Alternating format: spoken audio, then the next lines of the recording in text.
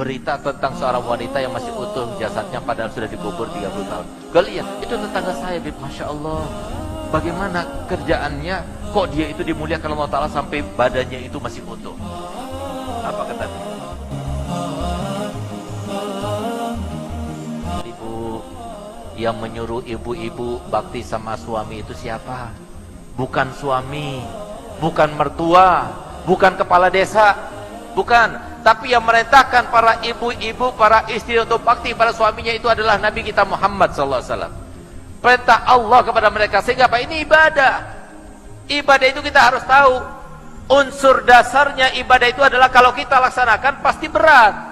Karena apa? Kita ada hawa nafsu. Kita ada setan. Kalau kita nggak berjuang, kita nggak bakal bisa melaksanakan ibadah. Sama, bakti sama suami itu juga seperti itu. Oleh karenanya, Bu, camkan baik-baik dalam Islam itu kalau orang laki nih, dari mulai dia lahir, sampai dia dewasa, sampai dia kawin, sampai dia punya anak, sampai dia punya cucu, tetap hak yang paling besar adalah haknya Allah, lalu haknya Rasulullah, lalu ketiga, keempat, kelima, keenam, ke-30 itu adalah haknya orang tua. Tapi kalau perempuan tidak. Perempuan yang pertama hak yang paling besar adalah haknya Allah. Yang kedua haknya Rasulullah. Yang ketiga haknya suami. Keempat suami, ke-10 suami, 20 suami, 30 suami, baru 31 adalah orang tua. Siapa yang memerintahkan itu? Rasulullah. Ada satu orang perempuan sahabat Nabi datang kepada Nabi Muhammad.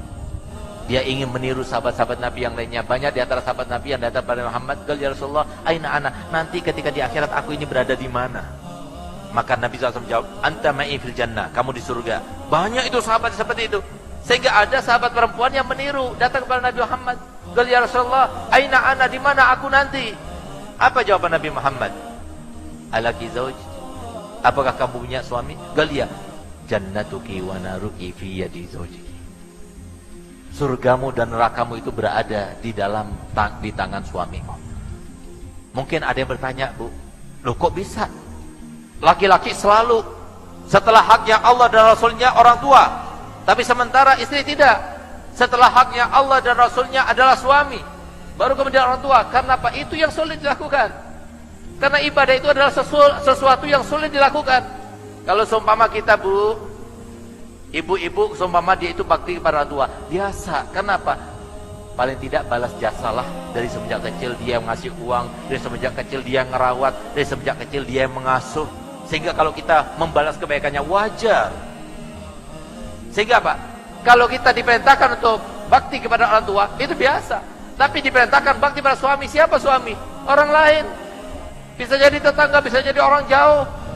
Bukan ada apa-apanya, hanya mengatakan qabiltu nikaha wa tazwijaha bil mahril mazkur. Langsung kalau keluar harus minta izin.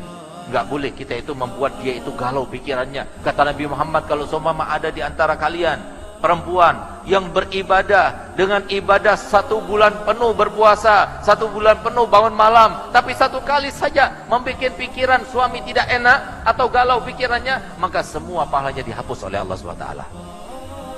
Coba lihat, kenapa demikian? Sementara suami tidak, suami tetap orang tua. Coba lihat, ini terlaksana hikmahnya itu sekarang. Suami itu ya harusnya takut pada orang tua, tapi sekarang lebih takut kepada istri daripada orang tua. Makanya di situ tuntut kita harus mendahulukan orang tua. Jangan kita makan dulu sebelum orang tua makan. Jangan kita bersenang-senang dulu sebelum orang tua senang. Jangan kita meletakkan uang di istri sehingga kita tidak bisa memberikan nafkah kepada orang tua. Hati-hati yang semacam ini. Kenapa? Nabi Muhammad telah bersabda dalam hadisnya, "Man faddala zaujatahu ala ummihi fa alaihi la'natullah wal malaika wan nasi ajmain hatta yatuba wa yarda ilaiha." Barang siapa yang mengutamakan istrinya ketimbang ibunya, maka Allah akan melaknatnya, malaikat akan melaknatnya, dan seluruh manusia akan melaknatnya sampai dia bertobat dan dia berbuat baik lagi kepada ibunya.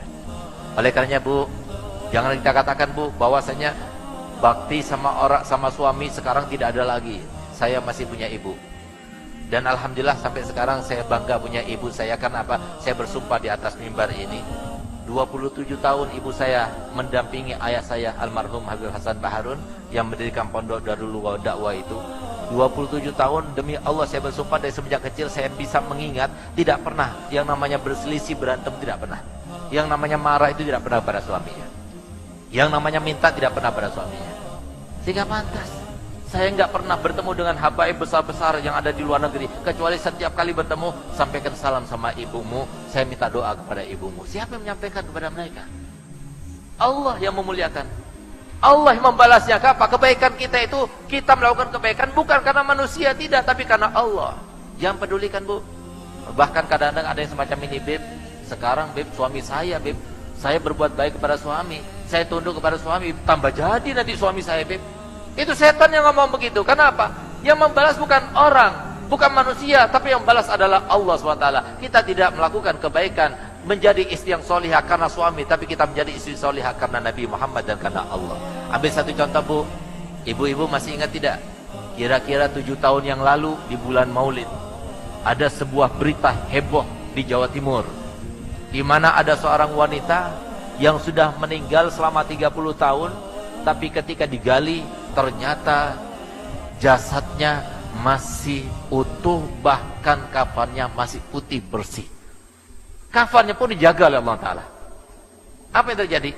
Ketika saya berdakwah di situ Bondo, saya bertemu dengan seseorang, salah satu jamaah, Beb, antum lihat, Beb, berita tentang seorang wanita yang masih utuh jasadnya padahal sudah dikubur 30 tahun. Kalau iya, itu tetangga saya, Beb, Masya Allah.